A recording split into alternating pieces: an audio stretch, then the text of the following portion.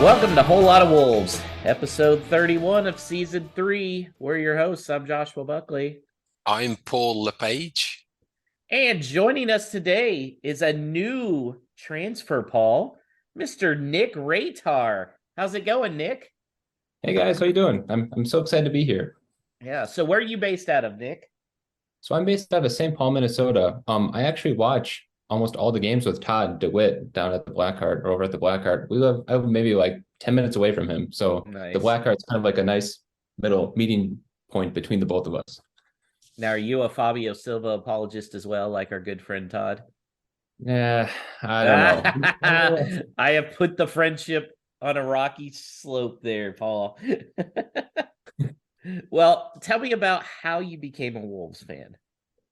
So I actually wrote in last year when I started listening to the podcast about my grandpa that supposedly played for the Wolves. I was seeking help trying to track my grandpa down and see if he actually played for Wolves.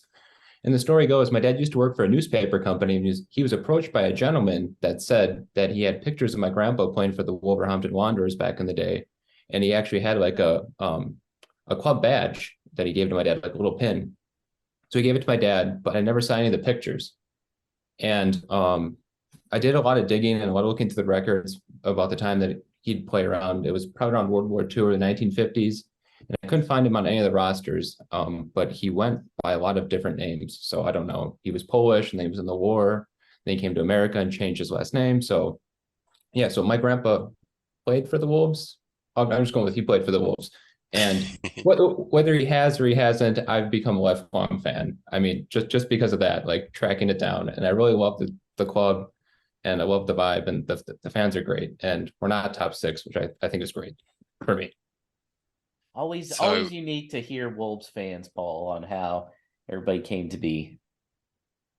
So everyone's got something different, which is brilliant. You know, it's such a wide ranging of fandom, either family influence or media influence, and Genealogy.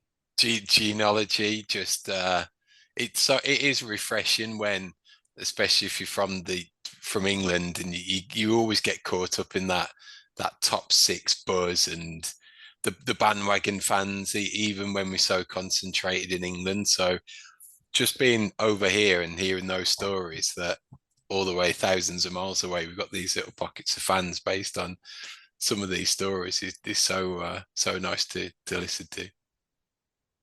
So who'd you watch games with before Todd moved to Minnesota? So I watched him on the couch with mainly my dog. He's a German Shepherd, and my wife. So she's a fan by proxy, and she's got some like Wolves gear, Aren't they all?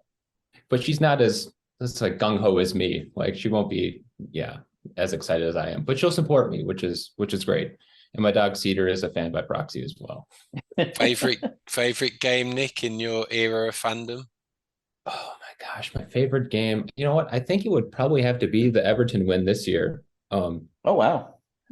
Yeah, but just from becoming a fan. So I was in California, and my father-in-law is an Everton fan. So we were watching the game on the couch together on Boxing Day, and we were having a Bloody Mary, and it was like, it was 1-1 or it was 1-0. Then I was like, oh, it's not a lot of time. The Wolves are going to come back.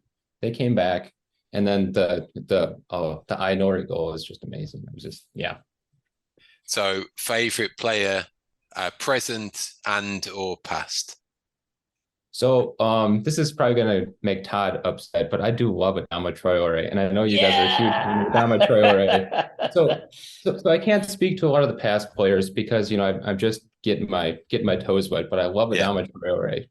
But I don't think he should start. So unpopular opinion, I don't think he should start, but I love him when he comes in. And he's just like, big muscly, and he can really run the field. I mean, he really makes. I think that's where we've settled on with the show now, is like bring him on last 30 minutes.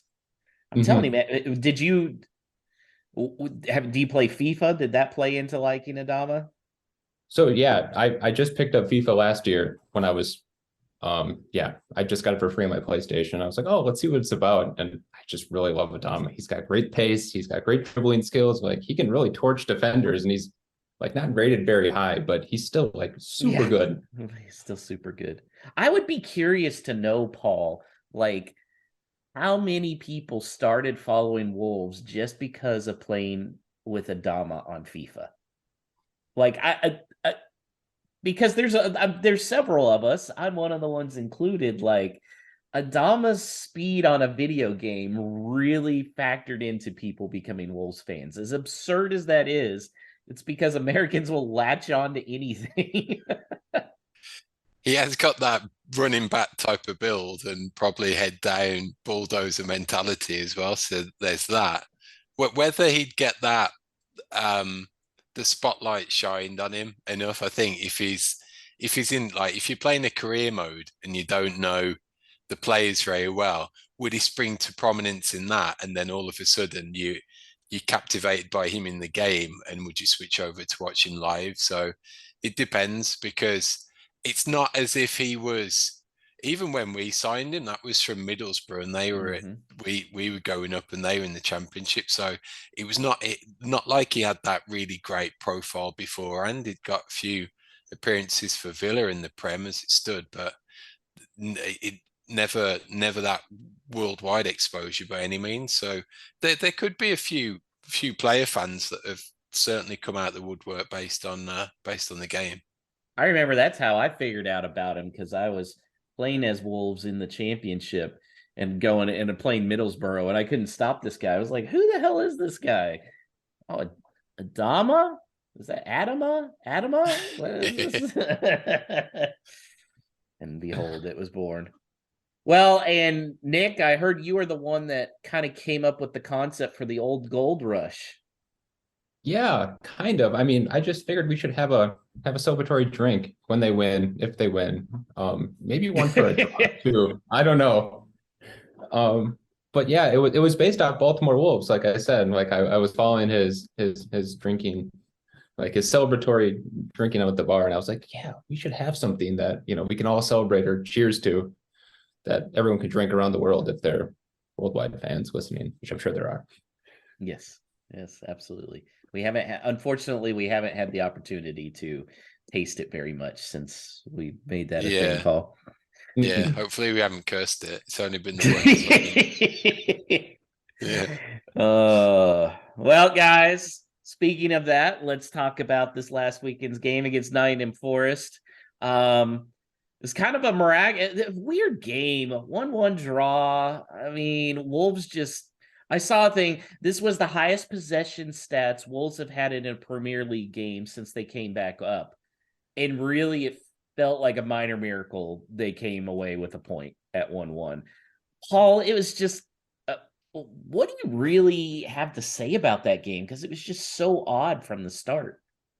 Well, again, from the start, you left a little perplexed right at the start, trying to figure out the team and the formation, and Toty coming in, and was it a three at the back, or was he going to start as fullback? And if he is fullback, then where's the width on the left hand side coming from? Oh, here we go. Nunes is being played out of position again. Okay, let's see about Adama then on the right hand side. Let's get some output from him. Oh, he keeps on running into Semedo and vice versa, and they keep on getting in each other's way. So again, right from the outset, you're left scratching your head a little. And when we talk about shape and then possession, I don't know if you've seen the graphic doing the rounds today about our passes, and it just turns into this big etch-a-sketch of a horseshoe, which is all at the back, a little down the sides, and pretty much zero throughout the middle, or certainly zero within the advanced midfield and forward positions. And that just seems that if there's any graphical reflection of what seems to be going on at the moment, it's that it's possession based, it's dull, it doesn't penetrate. You go That's a goal down. Yeah. You go a goal down, and then it's not like you've got any hope of where it's going to come from. And as that second half went on, it wasn't like it was majorly an offensive output. It wasn't like Navas was making worldly saves. And then it came to a bit of magic, and it's a bit of magic based on the fact that it doesn't happen very often. And we're hugely critical of him. But if there's any one of those forward players that you'd put your money on probably scoring from that position, it's Podence, because none of the others offered anything. So it's a tough one to be coming, even though we got a point, even though it's a better point for us than it is for them, certainly away from home. Yeah, it's kind of okay since there hasn't been that much movement in the league table place, but it's contracted with the points gap. So results like that, okay, you take it away from home, but it just turns up that pressure for the game the following week, and we know that's not going to be easy. Yeah, here's some stats for you. So they had 72.2% possession, and they had 8 shots against Forest. Not a single one of those shots had an expected goal of 0.1. Not 1, 0.1. The highest was the one that Podence actually scored, which is a 0.09. Other ones, 0.02, 0.04, 0.03, 0.05, 0.03, 0.06, and Moutinho had a great chance at 0.07. Yikes. Nick, we haven't heard from you. What is the solution here to cure the scoring goals? I don't know. We are in a drought for sure. I'll have to say though, I do feel a lot better going down 1-0 with Julian Lopetegui as opposed to Bruno Lage for some reason. Like I think he can really rally the players in the locker room, and I think he can get the team behind him and really seek out that draw or even the win. Yeah, I don't know. We have to score goals, and I don't know. I don't think we can do that. And that's kind of been the thing. And there's no guys in the box, so we make all these crosses, and there's like 2 or 3 players in the box, and it's like we have to get more people in the box. And I know we have to play like a conservative midfield because we don't want to get cut open and exposed, and potentially we do a Morgan Gibbs White breakaway or something like that, because that would be very embarrassing. But we also have to get more guys in the box for those crosses because, yeah, there's only 1 or 2. And it's just really frustrating to just see the cross come in. Defender handles it super easy. And then, it's a midfield battle for the next 5 minutes. Yeah. Just to that point, Nick, we are still crying out. We've got all of that central midfield talent. We're still crying out for one of those to be just remotely attacking, just to make that late run and come in and score some headers. We've not got that profile of midfielder in the squad now. Whether that's been identified and for whatever reason we missed out on him in the winter transfer window, goodness knows. But it's staggering to me that we can't craft chances. We've got no one that fits that profile. When in a game like Saturday, it was crying out for someone to be more advanced in the midfield to work between the lines and not an attacker, because we know that doesn't work with the likes of Podence, who it's been tried with. We are not really seeing it with Sarabia, even though we hear that he can play a 10. To me, those are attacking players. We need an attacking central midfielder, and it's an area that we failed to address time and time again. Nick, you mentioned Lopetegui, and I think we've made it pretty clear on the show we really like Lopetegui. I saw a lot of stuff, Paul, beforehand, people complaining about the lineup, about what Lopetegui chose, and hearing a lot of tinkering. And after the game, everybody's like, oh, just horrible lineup choices. And there was one comment that made me laugh, and it said, Lopetegui just isn't doing well with good players that we have. Do we though? Do we have the good players? I think we've now reached the point where stop blaming the manager. Everybody, it's always the manager's fault. Oh, the lineup, blah, blah, blah. We just lost 4-2. Yeah, he made some changes. He was trying some stuff. You gotta try stuff after you just got your asses beat by Leeds. Am I right on that, Paul?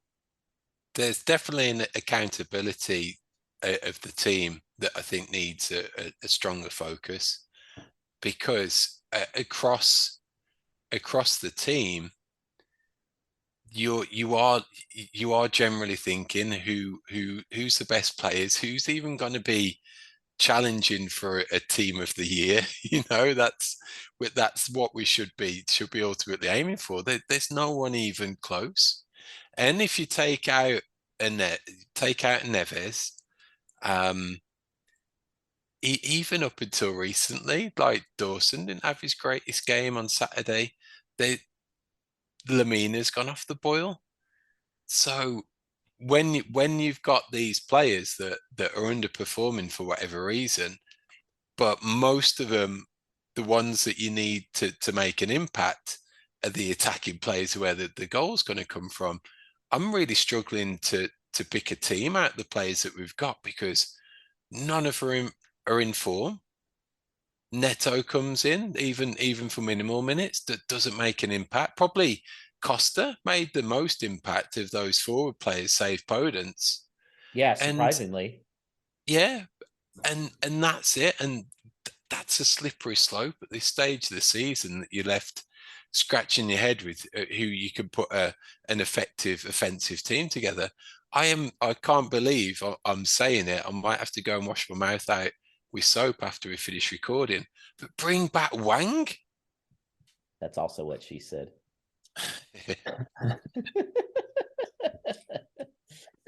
So, yeah, I mean, I'm okay with Lopetegui trying to do stuff. I think that my big bothersome stuff was seeing that everybody, if we had rolled out the same lineup that had lost 4-2 to Leeds, what would everybody be saying?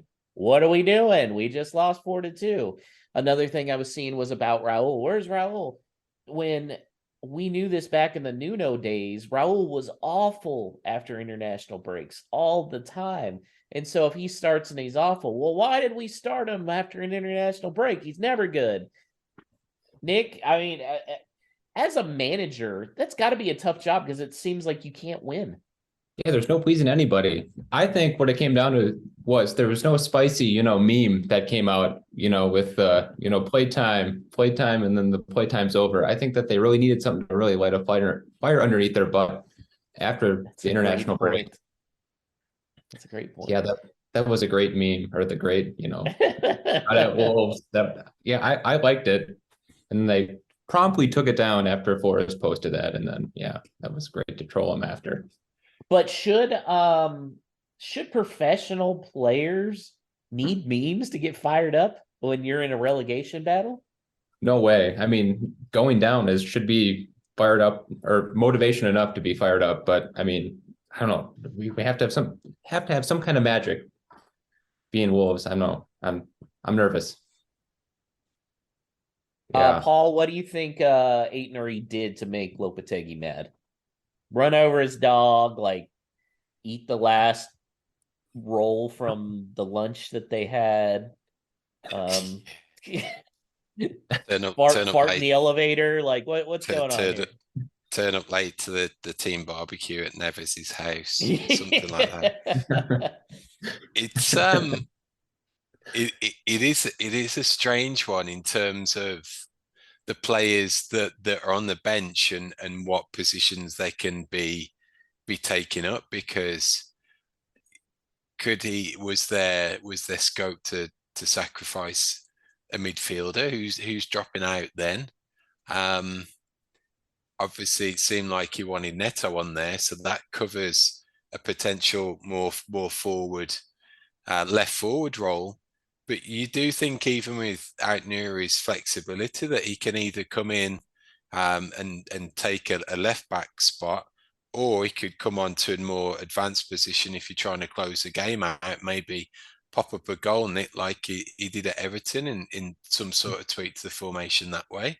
But I think it's this one in particular, not so much with Podence being out and then back in again. I think this one is telling because you effectively got a part-time left back that started in Toti Gomez.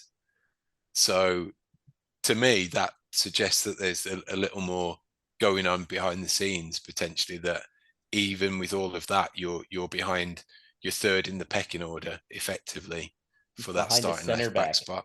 Yeah. Behind a center back. But Nick, Toti played pretty well. What was your thought on his performance at left back? I don't know. I think he played very well given the circumstances. I don't know. I would probably start him again if it was up to me. It might be an unpopular opinion. I liked him. Yeah, that's all I really have to say about that. But I liked him playing. He looked good. Do you think Ait-Nouri has a spot in this team next year? I think so. Um, yeah, that kind of contradicts what I said before, but I think so. I mean, I think that he'll have to earn his spot back for whatever he did, but I think I know he will be back with Wolves next year in some capacity, and I hope he starts. I really like to see him start. I think after he got his haircut, though, that's when things went downhill because he had that really big hair, and then all of a sudden, was it after international break or a little after international break? It was like, his hair was definitely gone. I think maybe the magic was gone after that. Leah of Houston Wolves calls him Sideshow Bob, and I agree. His hair. Yeah. Paul, Yeah. Ait-Nouri's different because Wolves only own 50% of his rights if they sell on. So because his old team still owns the other 50%. Now that can be bought out with 10 million euros, but at this point, I don't know if they do it. So if they're selling him to get any kind of just return, it would have to be 20 million with 10 of it going to, over to his old team. Yeah, I wouldn't think that his probably valuations hasn't really kicked on a whole bunch where it showed promise to in some of his performances, but consistently over the long term, I don't think it's gone up how the club potentially envisaged that, and that's purely down to playing time and form. He does seem pretty streaky. So I think, and we got to forget he's still young. He came, what was he, 19 maybe, from a different league, different country. It's still a lot to ask. So it's probably a little unfair to write him off, but there's definitely more question marks now about whether that was smart recruitment at the time when he was signed. So Neves is going to be suspended for 2 games because he got another yellow. No surprise. We knew it was inevitable. It just so happened for this. Nick, what do you anticipate the midfield looking like without Neves these next 2 games? I don't know. I mean, I think you have to go Lamina and Sarabia. I mean, that might be my pick for the midfield. And maybe play 2 strikers and then play a conservative midfield. And then, then you'd have to, and I think stack the defense in the back. That would be what I would do for Chelsea if I was going to do it. But I don't know. And who gets the armband with Neves gone? The captain band? Is it? I don't know. It'd be Kilman or Dawson, I think. I was gonna say Dawson. I'd make a case for or Dawson. Moutinho, if he plays in that 10 role again. Mm-hmm. Paul, apparently Wolves are still trying to make a play to sign him. Is this just trying to save face, or do you think there's still a possibility they could keep Neves? I can't generally see it. I'd love to, but it's straight up the meme from Avengers Endgame. Don't do it. Don't give me hope. Yeah. Mm-mm. I think it's time more for him than anything, that if you're gonna go, you're gonna go now, and it just stacks in his favor, really, that he's been a good servant, and now he can go head held high. Certainly never let anyone down. Certainly probably stayed at least a season, 2 or 3, maybe even longer than many people thought. So I think we've seen the influx of central midfielders in this window based on that scenario of him going. Paul, how do you think Matheus Nunes looks without Neves in there? Do you think he may play a little bit better these next 2 games? Funnily enough, I do. I'm in the Matheus camp that he's the one being forced to play out of position because he's the only one who's got enough talent to play it. So I think that if he's partnered with a more defensively minded partner in the likes of Lamina, I could see him thriving in a two in a midfield like that. Now, to me, I wouldn't be surprised, and I may think that it could even bring more out of him if that's two is in front of a back three, and that would be my leaning on Saturday. Actually, I would probably go three at the back, two midfield, more of a central striker with those two wider attackers playing off him, try and get some width down from the wing backs. That would be the way I go. But I was really hoping. I thought with Mateus, he had a pretty good first half on Saturday for what Yeah, he did. he was being expected to do. Then when the formation switched in the second and he got that more central midfielder role, I was kind of rubbing my hands together thinking, finally, this is where we're going to see him take a game by the scruff of the neck and dominate and go on. And he didn't, and no one did really. So that was disappointing. I'm just hoping maybe that different partnership in the middle, maybe that different formation, that's where we see him thrive.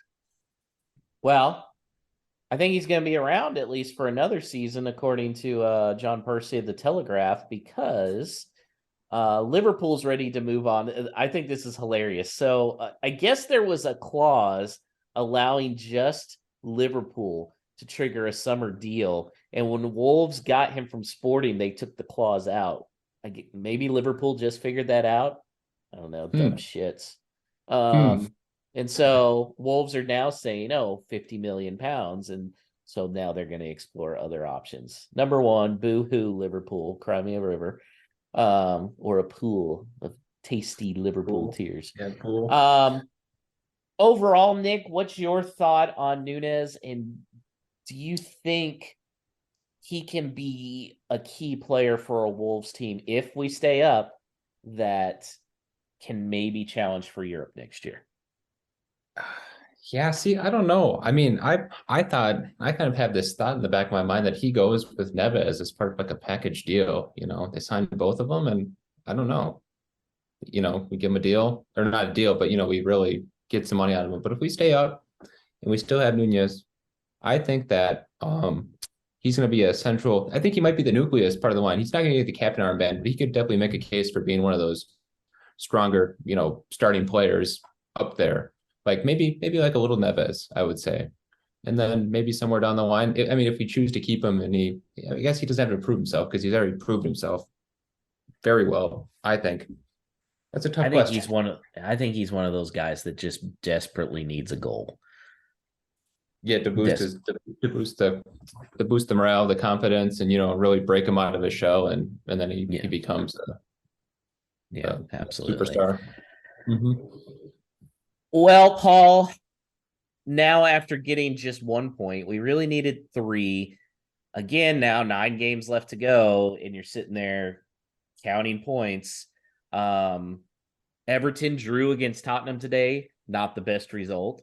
There are some big games tomorrow, specifically Leeds versus Nottingham Forest, and then there's Bournemouth versus Brighton. And when I say tomorrow, I mean whenever you're listening, Tuesday.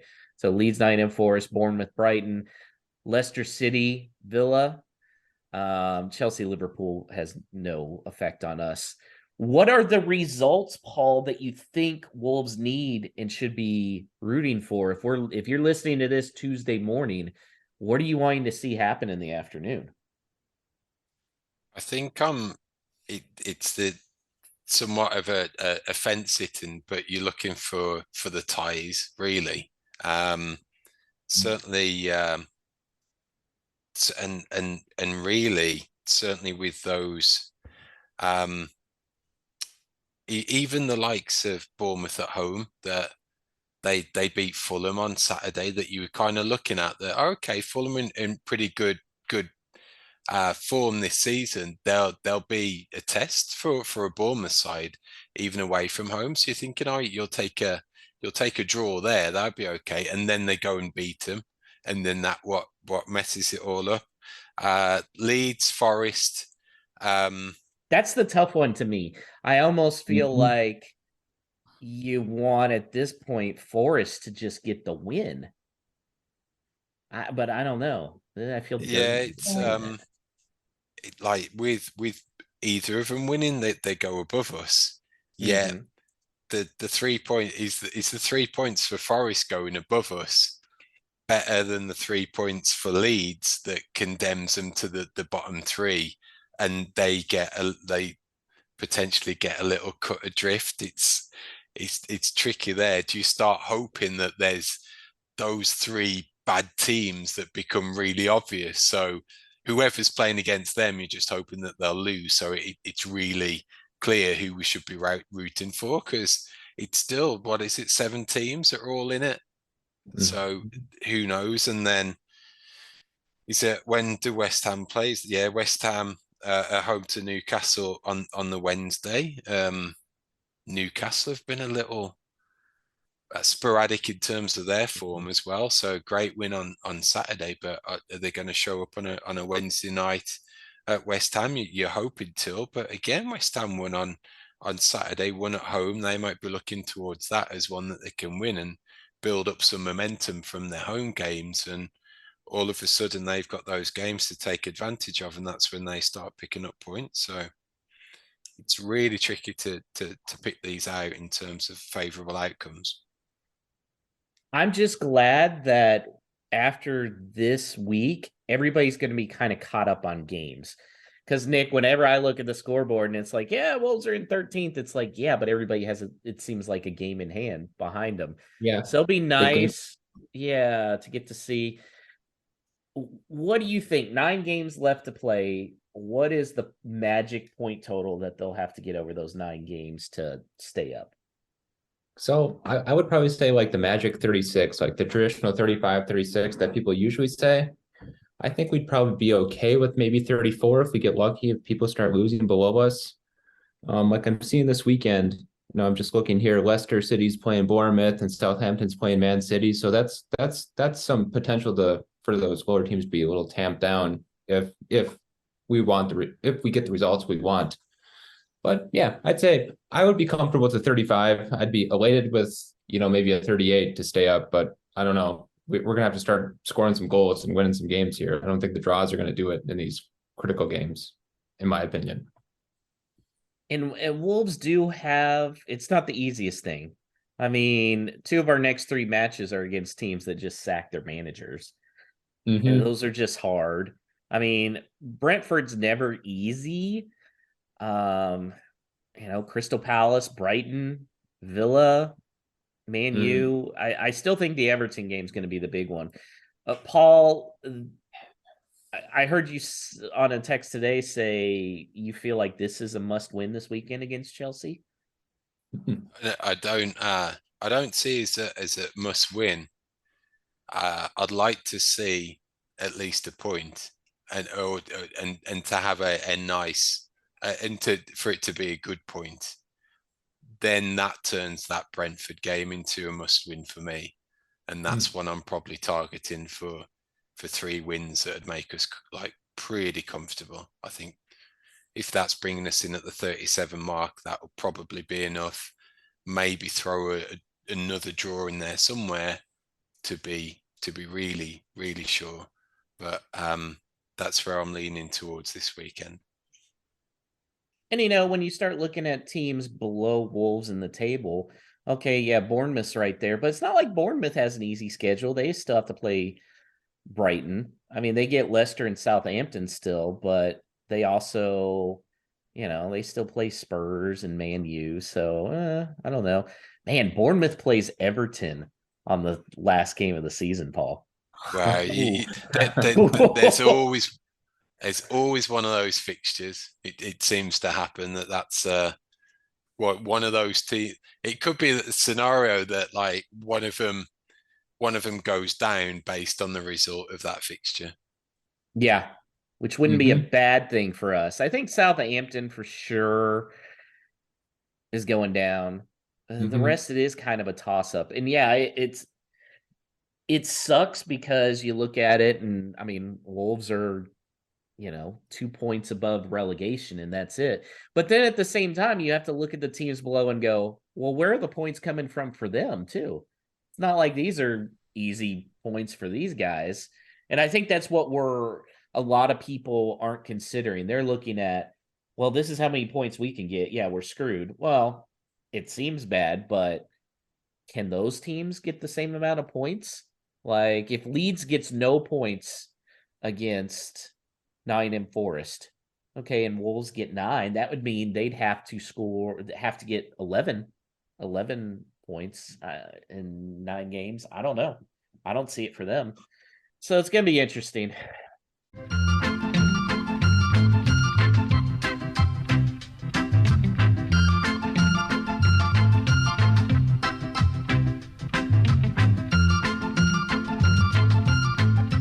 So now we're going to look ahead to Saturday when it'll be Chelsea at Molineux. It's a 9 a.m. Central kickoff, 10 a.m. Eastern. And joining us to help preview the opposition, and thanks to an assist with the introduction from the DU Football Show podcast, it's Gabe Weigel from Frederick, Maryland, and he's part of the Charm City Blues supporters group. How's it going, Gabe? I mean, I had to really read up with all the turmoil in Chelsea right now. It's always a circus, and it's continuing to be a circus. I mean, I don't know what you're talking about. It seemed like another boring week for Chelsea, right? Honestly, I mean, it wasn't a Russian oligarch being overthrown, so this is a little boring. Just the coach. We can handle this. We go through plenty of them. Paul, how many times have we faced a team this year that has just replaced their manager? This is like the 3rd time, isn't it? Wasn't it Bournemouth away when we were licking our lips after they got smashed 9-0 at Liverpool, and then we couldn't even score, and it was a drab 0-0. That was one for definite. So it seems like it's a recurring theme. Yeah, it's great. Well, what I mean, what do you guys? Are you okay with the decision to get rid of Potter? I like Potter personally as a manager. I just think, I mean, the Chelsea roster right now is huge. It's huge. And they have so many players with playing time, and there's some people that are ready to be out the door this summer. I mean, I just didn't know how any manager could succeed at Chelsea right now. To be honest, it's one of those things where they want to move forward with younger players and get some new blood in. And this is kind of just a transition season, and it's super ugly and rough. And I mean, with that many players and good young players, like how do you get them playing time and build any kind of chemistry? I felt for Graham Potter, really. So is it Bowley, Gabe? Does he know what he's doing? Has he got a football infrastructure around him, guiding him on these types of decisions? Not to sound like an American, but I'm going to sound like an American for a second. I mean, the Dodgers are an amazing Major League Baseball franchise that built with depth of talent. And you can kind of see them doing that in a football sense with getting like Mudrick and all these younger players. Enzo, who's been wonderful.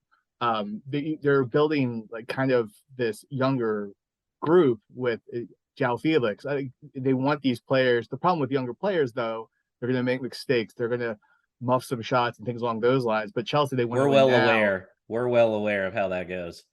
Yes, and I think they're building for the future, but Chelsea's culture is to win now. So it's tough. Like it's an interesting direction where they're headed. I think really what they want to do is like a lot of the recruitment guys that they brought in are from Red Bull, and they want to be like Man City and have a bunch of different teams in different leagues and build that way. So it's like a big project. It's just going to be a lot of pain in the middle is kind of the way I see it. Does he know what he's doing? Probably not completely yet. Like to answer the question, I think he's still feeling it out. He's putting people around him that, from what I can read and tell, seem like good football people. But this kind of project's not going to be like it's complete in a day. This is going to be years, and it'd be interesting if Chelsea can deal with that. Well, before our game, you guys have a clash against Liverpool on Tuesday. And it's a mid-table clash. That seems a little odd saying, with this. So what are you guys expecting lineup-wise with the new interim manager? It'll be really interesting lineup-wise, because especially we have Liverpool, and then we play Wolves, and then we play Real Madrid on that Tuesday. So You guys are all but the three class- equally strong opponents. Correct. A trap game, if you will. But I think you'll see. I'm really interested. The one thing that they keep playing Havertz up at a number 9. I just don't think he's that kind of player. I'm interested to see if Fofana and Broha play up a number 9 against you guys, against Wolves.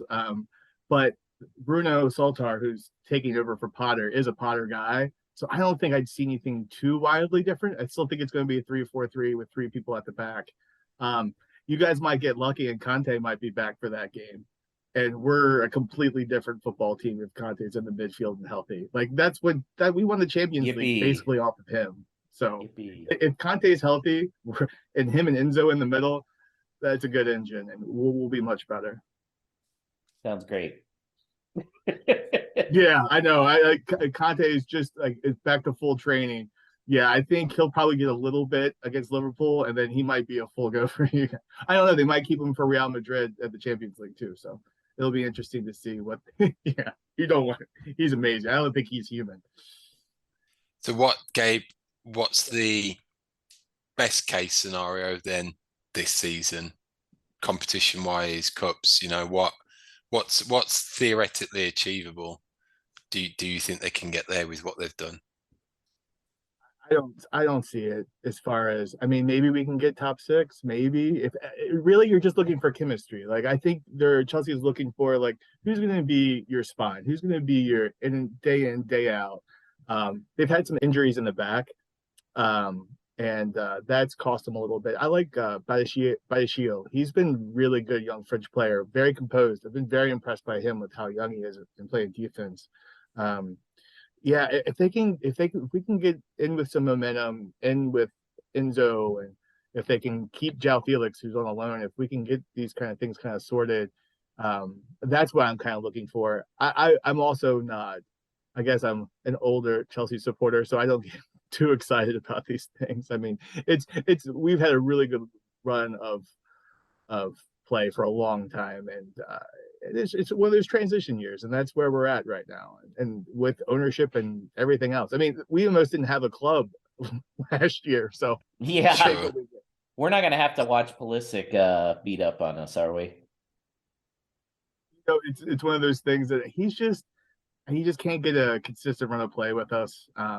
Mudryk was a tough signing. Like they're gonna keep playing that kid.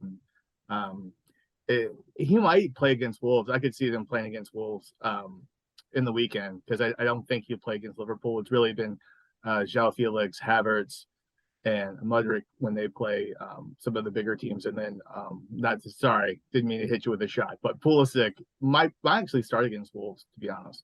Yippee. Oh, you're just full of great news for me, Gabe. This is fantastic. Hey, I'm here for you. Yeah, Conte's back and Pulisic will start. Yippee. Yeah, no, it's been interesting. I think Chelsea supporters are going to have to be a little patient for a few years as they try to figure this out. And I'm really interested to see which manager they sign, because I don't know if I was a big time manager, I would not want to be. That's going to be interesting. I saw something about Jose Mourinho, and I thought that would be hilarious, just from a funny aspect. But no, they don't need that gentleman coaching young players right now. I wouldn't go to Chelsea or Spurs right now. Yeah, because they were talking about was it Nagelsmann? And he doesn't. He's not interested. I don't blame him. And it was funny. Tuchel did a great job with Chelsea with everything that was going on. What he did was amazing. He's very pragmatic, and I think he just wore on some of the ownership as they were trying to transition into this. And he wanted to make his team successful in the here and now, because that's what managers look at. And I think that just wore on him. But he was great. He was an amazing manager for Chelsea.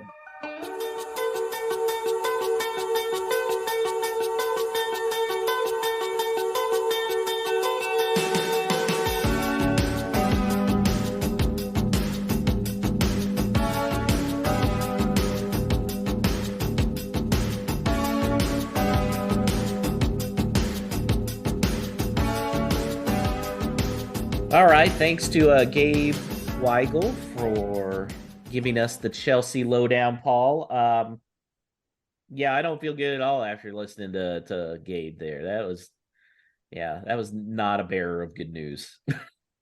You just forget about that crazy squad depth. Some of the names that he was reading off, it's just they could field two starting 11s and both be a challenge for the Wolves, I think, at the moment. So whichever way we take it, old manager bounce because they've got rid of him or not. I think it was going to be a tough game, regardless of Potter being there. It's going to be a tough and maybe even tougher game now that he's gone, based on how the players react. I was a bit skeptical before the Liverpool game. I always thought, I can't see Liverpool losing lots of these types of games this season when they came to Molineux, and they did. So it's not like it's totally beyond the realms of possibility, but I just can't see it with the form that we're in at the moment that's going to come off. Nick, I think one thing that may be a glimmer of hope for Wolves is that Chelsea has Liverpool earlier in the week, and then the middle of the next week, Madrid in Champions League. Do you think that maybe they'll just kind of view Wolves as I mean, it's not like they're making Europe anyways. They probably want to focus more on sticking it to Liverpool and then definitely focus on Champions League. So maybe that's a game where they try tinkering with a lineup and depth to see what they got. I would agree. I think that they would probably treat the Wolves as kind of like, I mean, not a practice game, but it doesn't really matter. I mean, for them. And then we'll look at, they got bigger fish to fry further down the line. I think that maybe the old manager firing might be beneficial for us. Maybe they might be in disarray. I mean, you got all that talent and you can't get the points, right? I mean, it's just kind of frustrating, and it's kind of a dark place to go if you can't keep getting the points and you're going lower and lower. I even saw that, Chelsea, they were saying could be in the relegation battle in a couple of weeks if they don't start getting the points. But I don't know. That was That's Twitter, absurd. but I don't know. Yeah, anyway, that was Twitter. That was a couple of people on Twitter, but yeah. Yeah, I think that, we maybe capitalize on their inability to win the games and maybe field not their strongest nine or their strongest starting 11, and we go from there. How funny would it be though if Chelsea ended up in the relegation battle with that much It's a pretty downward spiral if they're going into that from this point. So, I mean, man, those top six fans crack me up. You 38 points. We're gonna get relegated. Shut up, man. yeah, come down here with us and see. Yeah, Yeah, a real battle. Yeah, real battle. Paul, you mentioned back three is kind of what you're hoping to see this weekend. He obviously wants us to be defensive. I just want something more from that approach. That at least there should be some attacking intent with it, and whatever the players that he's got at his disposal, regardless of who comes in, even that there should be that extra attacker in a 4-3-3 or his hybrid version of one. And that's not proven to be the case. And our central strikers often looking as isolated in a 4-3-3 as ever, going back to when we did play with a sweeper. So I don't see any harm in it if there's some potential to get attacking output from different parts of the pitch, be it Breno, hopefully, if he's back fully fit down the left, and Semedo playing in a more advanced position. I just think that we've got to get something from somewhere, and I can't really see it in the 4-3-3 at the moment. What formation do you want to see, Nick? I would like to go back to the back four. I know, unpopular opinion, I like the back four, and then play with a strong midfield, and then I don't know, maybe Cunha, Jimenez up front. I don't know. I don't think you start Traore. Like I've said before, I like him. You don't start him, you bring him in. But I don't know. I think we put the strikers up front. If yeah, if I had to be coach for the day or manager for the day. Nick, Wolves do seem to have a habit of playing up to their competition when they're going up against a bigger squad. Chelsea's one of them. Do you think this needs to be a performance like that, a classic Wolves? Hey, we're underdogs. We're going to play over our heads. I think so. I think that if we can keep pace with Chelsea, we come out, keep pace, even if they field not their best starting squad, or like they rest their good players for later in the week after they play us. I think if we keep pace and we keep it close, I think that we could maybe eke out the win or eke out a point. I mean, a point would be good.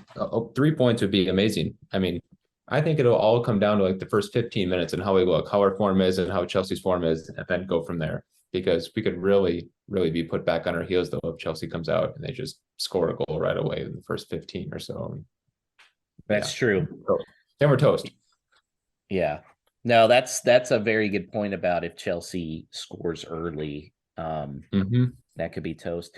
Paul, do you think it's kind of almost a disadvantage that Wolves are playing at home? And I know that's silly to say, but with how mad the Chelsea fans seem to be lately, would you rather have been playing at Stamford Bridge? I don't think at this stage it really factors into it. I think if anything, the home advantage, I think, is probably geared more towards us when it is those stronger profile of opposition. I'm not sure what it is, whether these lesser teams, there's still some type of thinking that we're gonna have a easier game. So hopefully the tougher opposition, the more star-powered opposition, add some life into the home crowd that gets behind them, adds a little juice, and they can thrive off that a little. It just seems everything at the moment, and some of the feedback they hear from fans that are going to the games, everything seems a little flat, which is worrying that we're at this stage of the season and there's not anticipation. There's nothing to get a lot excited over. It's a very pedestrian setup and output of the team. You hear some comments that the away end wasn't really vibrant at all last Saturday, when it should be like a relatively easy to get to ground, good travelling numbers, a little spice certainly with the likes of Gibbs White and what went on in the cup game and all of that. Yet for whatever reason we're flat. Why do you think that is, if you had to guess? From a fan's point of view, it just seems like Groundhog Day a little when you see that touch map of the horseshoe. What's fundamentally changed when you're looking at those patterns of play from the likes of Large and the end of the Nuno era? There's nothing to get you up off your feet at the moment, even down to that one informed player that pass him the ball and at least he'll do some magic or craft an opportunity. There's not that player even that's in form and can take a game to the opposition. So I don't know what needs to be done. Obviously that we started to see probably green shoots right at the start of Lopetegui's era, and I was full of praise, thinking how far we could kick on when we're putting those results together and picking up the points and dragging ourselves out that bottom three. It looked really positive. Now, whether this is just cyclical in the season, it's happening in a bad time, and we may play ourselves out of it, that's what I'm hoping, because it's getting pretty close now to put up or shut up. Yeah, Nick, I don't know about you. Like, after the game Saturday, I just kind of felt, that's not a good feeling. Like, I don't even think I could say I was mad. I was just kind of like, yeah, that's kind of par for the course. What were you feeling? Yeah, I felt the same way. I didn't feel mad about getting the point, but there were glimmers that we could have won that game super easily. I mean, we had so many chances, not so many chances. We had a fair bit of chances, and yeah, the point was just kind of, like you said, par for the course. I just kind of, yeah, I wasn't upset. I wasn't mad. I was just kind of like, oh, all right, well, I guess it's just another week. I'm not going to let it get me upset. I'll take the point and let's go to next week. And then we play Chelsea. Well, speaking of points, let's look at the standings, Paul. Our guest spot, we didn't have one this last week, and they're still in first place at 27. I'm holding on at 22. Alex, our great producer, Alex Patakis, he called that 1-1 draw, got 3 points, so he's at 21. Paul, it's not looking good, man. You're at 17 Not points. looking good. I might relegate myself already. Just stop predicting. 17 points. Not like any of us are great, but whoa. Okay. Nick, this is your inaugural prediction. So what's it going to be this week? Oh, goodness. So I've thought about this for a while today, and I wanted to go with a 1-1 draw, but I thought that'd be too blah, you know? I mean, I'd be happy at the 1-1 draw, like I've said before. But I think, you know, Wolves are home playing Molyneux. I say 2-1. I say we beat Chelsea. Wow. Who are those goals coming from? We'll say Cunha, and then maybe a fluke goal. I'd love to see Nunez or maybe even Costa get one. I would just go crazy if Costa got one. But who knows? So 2 goals from guys who haven't scored this year. Hey, I mean, I'd say both of those would be fluke goals. They might be. Yeah, let's just start it out. I don't know. There you go. Paul? If we're playing that 5 at the back, I don't see it really opening up and being expansive. But best I'm hoping for out of this game's a point, so I'm going 0-0. 0-0. Well, Alex and I both agree this week. Sadly, we're both picking Chelsea 1, Wolves 0. I almost feel like maybe if I start picking against Wolves, they'll actually start getting points. If they get 3 points this week, Paul, I may not pick Wolves again the rest of the year. Just to try and turn things around. The anti-pick, yeah. Yeah. Don't get the stink off. Okay, Paul, we have some no stupid questions. They came in thick and fast this week, listeners, and the majority were from our Twitter. So that is at WLW Pod on Twitter. You can get in touch, ask us anything about the Wolves, be it whether your grandpa used to play for them, what your predicted lineup is, what you should be drinking after a win. All can come in and be answered. And you can also email those as well if it's a lengthy one to hello@wholelotofwolves.com. Michael Moser, Houston Wolves, is the first up.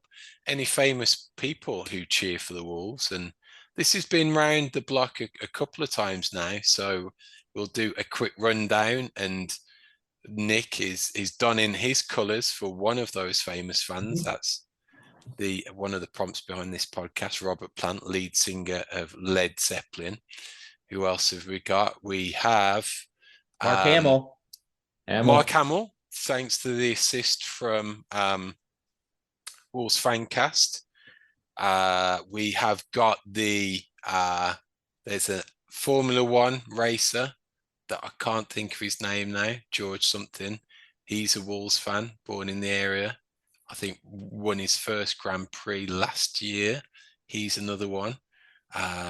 Jackie Oatley, who's commentator on the international feed. She freely admits that she's a Wolves fan as well. Bev Bevan, ELO. Here's a good one. I'm itching to get him on the podcast as well, because if he's listening, because he's stateside. He is Oscar award-winning movie film score producer and former frontman of the band Pop Leet itself, Clint Mansell. So if you're listening, Clint in Hollywood, we'd really welcome you on the show. And that's a pretty good. We can't forget Sin Cara. We can't forget Sin Cara. True. Yeah, that's another one. Thanks to the assist from Raul. So I'd love. I feel like Raul needs to come out in a mask. Maybe that would get us, some of the energy. We need the mask or the pirate hat or something. We need a little fun there. Okay, next up, we're never short of a really thought-provoking question when this young man sends one in. So I think we've got a third person to be involved with this one now. Todd DeWitt. Todd asks, if Baltimore Wolves and I starred in a sitcom, what would it be about? And bonus points if you come up with a title. Now, I think, Nick, seems you're so close. You've got to be part of this somehow, surely. Yeah, I mean, I couldn't think of a title, but I would play like maybe a recurring character because I don't know Baltimore Wolves well enough to speak to the title. That's our good friend Danny. Mm-hmm. Yeah, so I'm still pretty new to the Wolves scene, but I mean, for the sitcom, when you guys think of the name or when we think of the name, I would just be a recurring character, kind of like a Kramer maybe, but not as doofy, like on Seinfeld. I've got a Wolves related like Big Bang Theory concept, but we need more people in it. Just because of Danny's Excel spreadsheet specialism, I think that can factor into the topic around Wolves and some of the gags there. You know what? I could see Danny and Todd having a sitcom where they decide to be craft brewers and have their own like craft brewery. And That's a good one. And it would be like a title. It would have to be brewed something. Maybe like I don't know. I feel like something's at the tip of my tongue, but I can't figure it out. So yes, that would be my guess. I think the two of them would make a funny sitcom there where they're like have the brewery bar and everything, where Nick, you may be a customer and some other people, and we can make it in Minnesota, so it's like super cold. Sorry, Danny, I just moved you from Baltimore to Minnesota. I think that could be fun. Kind of like a Cheers type thing. Yeah, similar, like a Cheers type deal. Small little brewery. Mm-hmm. Could be Skull, couldn't it? Instead of Cheers. That's a Minnesota thing. That's yeah. We'd have to have something with Danny in there, though. We couldn't make it all Minnesota. So. Yeah. Well, I think this one has potential to be ongoing and get input as the weeks continue. So listeners, if you have that contribution, we'd love to hear from your input as well. Next up, Stu on Twitter, Stu of Wolves Fancast fame. He asks, is there an equivalent America versus either Canada or Mexico playful banter like what exists in England with the Welsh in terms of the Welsh's relations with livestock? Look, I'm not gonna lie. There is no playful banner when it comes to U.S. versus Mexico. I'm just gonna say that. And if you throw livestock in there, it's not gonna work. Canada, I don't know. I mean, I guess we always make fun of the Canadians are so friendly, but yeah, Mexico, US. I mean, I don't think the Welsh or the English throw bags of urine at the players, which happens in Mexico. And yeah, we can remove the playfulness out of that local proximity for sure. So Brian Donnelly, prior to asking a new stupid question himself, adds on this. He says, barn animal banter is usually reserved for state rivals. This is true. And also not suitable for work. Not suitable for work. Correct. Yeah. Brian's his question himself, he asked that one of the British guests at their last Charlotte Wolves meetup says that having one's national flag on your house is apparently very American. And he asked that now that I myself have signed on a permanent transfer, what's the first exceedingly American thing I'll embrace? I feel like you've already embraced baseball, so there you go. Yeah, I can bandwagon with the best of them. So I think I've got a good handle on the sports. I think, particular thanks to the state that I live in, I've got a good grasp of grilling in terms of culinary. So I'm doing pretty good on the grill. I think what I need to do is be exceedingly cheesy or eccentric when it comes to clothing. I don't think I could go Josh's full Uncle Sam red, white, and blue garb for US men's national team games. So it's either those or like those sweaters that look distinctly mail order, that it's some animal print on the back or some animal picture. And there's usually matching. It's usually the husband and wife that are wearing them. So I think it's outlandish clothing is the American thing I'll start to embrace. But as I mentioned that, we did talk a little while ago about Julian's use of the turtleneck and whether there is a potential for a run of those items in the club shop. And thanks to Mr. and Mrs. Lepage back in Sedgley, that proof has been found. So all will be revealed in a few weeks, dear listeners. Lopetegui was flashing the chest this last game. He had like multiple layers, but it didn't, it was just like lying.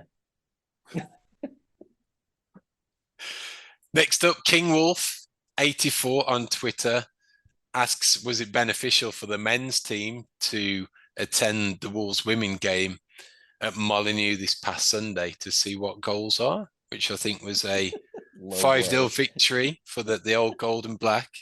Record attendance for the women's team there as well. So yeah, hopefully a few pointers were taken. All right. Well, that was no stupid questions. Nick, why don't you tell everybody how they can get a hold of you? Yeah, so I am on Twitter. You can find me on Twitter by my name, Nick, N-I-C-K, and then my last name, Rajtar, R-A-J as in John, T-A-R. I'm on the Twitter, Instagram, and most match days I'm with Todd at the bar, watching at the Black Heart, watching the Wolves play. And yeah, if you're around in Minnesota or the Twin Cities area, we'd love to come see you, drop by and come for a pint and maybe some cheese curds. And yeah, I mean, look forward to seeing some more fans out there, hopefully. Hold on. So before we end this, Paul, I just looked up your Twitter profile. And I feel like I should have done my research here. You are a plant pathology doctoral candidate. What does that even mean? Because that sounds like awesome. So yeah, I'm a graduate student at the University of Minnesota, and I study plant pathology. So I study sick plants. So mainly my realm is studying sick trees. So I deal with tree diseases every day, and mushrooms and mycology, the study of mushrooms. And yeah, I'm a doctoral candidate, which means I passed all my prelims, my oral, my written prelims, and all my classes. So I'm just doing research now. And my next big thing will be putting on my dissertation, and then I'll be a PhD in plant pathology in a year and a half or so. This could be our first doctor on a whole lot of Wolves, Paul. We Dr. could Nick, having Dr. Nick's jokes for you here. Maybe I'm planning on it, but yeah, you could just call me Nick, and nothing's going to change. But I'm happy to answer any mushroom questions people have, or mycology questions, or tree diseases. Legal mushroom questions, people. Just that I had, yeah, definitely that's legal. True. That's true. No Colorado mushroom questions or psychedelic identifications. But yeah, I'm happy to answer any questions people have about those things. I do think the Wolves logo could be a pretty good addition on the top of a mortarboard when you do graduate and fly it up in the air and the Wolves head goes. I think that could work pretty well. I think so on my hood when I get hooded. I think yes. I think so. There you go. So there'll be some tribute for Wolves. Don't worry. I will share it on Twitter. I mean, you guys will be in the loop when I do that. It'll be a big celebration. And hopefully awesome. I can make it down to you gentlemen sometime in Houston. Tex Fest probably next year. Okay. I want to come down. So thanks to Nick. Thanks to Alex producing in New York. that is us for this week, listeners. We're going to be back this time next week. We're going to cover everything what happens versus Chelsea on Saturday, and then preview another London visitor. That's Brentford coming to Molineux, which will be on Saturday, April 15th. So in the meantime, let's hope for a point or more on Saturday, and for everyone to beat each other and all of those results to work out, however it can happen, the best in our favour. And all we could do is say, up the mighty Wolverhampton Wanderers.